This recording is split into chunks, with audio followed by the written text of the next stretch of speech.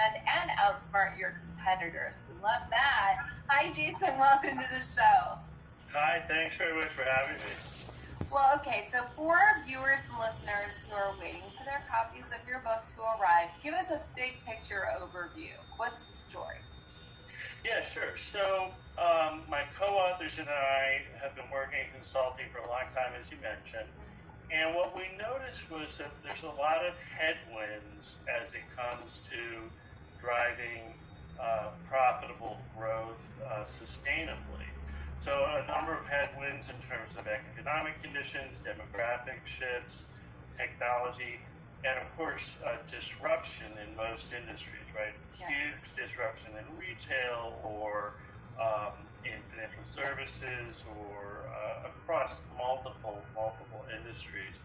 And so what we recognized was that the traditional playbook that many of these companies were using just wasn't having the same kind of results anymore. Yeah.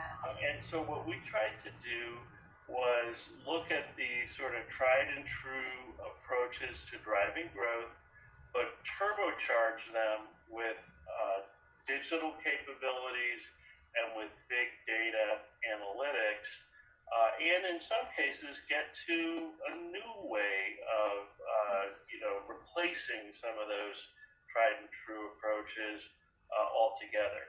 But mostly taking the existing approaches and turbocharging them through big data analytics and digital, and in some cases kind of rethinking those old approaches altogether. Okay, so let's talk about big data for a minute, because big data is clearly important, clearly offers a level of precision that's really necessary for business growth today. And yet, it's super intimidating to a lot of people. So you say in the book, big data should be a part of the answer to profitable growth now and in the future, and it's important to understand its limitations too. So could you talk a little bit about how do we not become so intimidated by big data, and what are the limitations of it? Yeah, absolutely. It's a great question because it has become such a buzzword, and I apologize for using the buzzword. You have to, though. That we all know what you're talking about then. right, exactly. And so, one of the dangers is that people sort of think big data is going to be this magic wand or a panacea for all of the growth-related issues.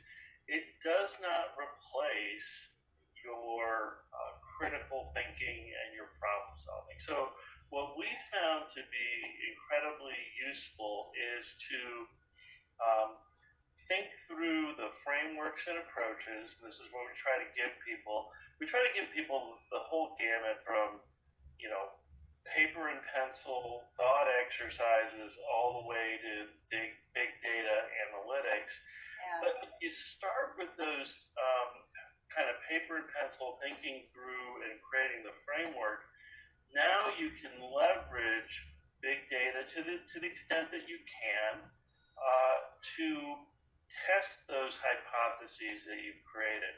What we have seen is the opposite, where people plow through mountains and mountains of big data, and they get to some kind of correlation that is completely spurious. Right? Yes.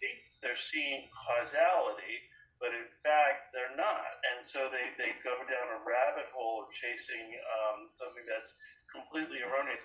So again, if you start from the critical thinking that that the humans are doing, not the machines, and think through and create the frameworks, now you can apply big data analytics to test your hypotheses and help you, as you said, get to finer and finer levels of precision or granularity. Yeah. Well, I have to say, anyone who understands spuriousness is okay in my book. There's so many people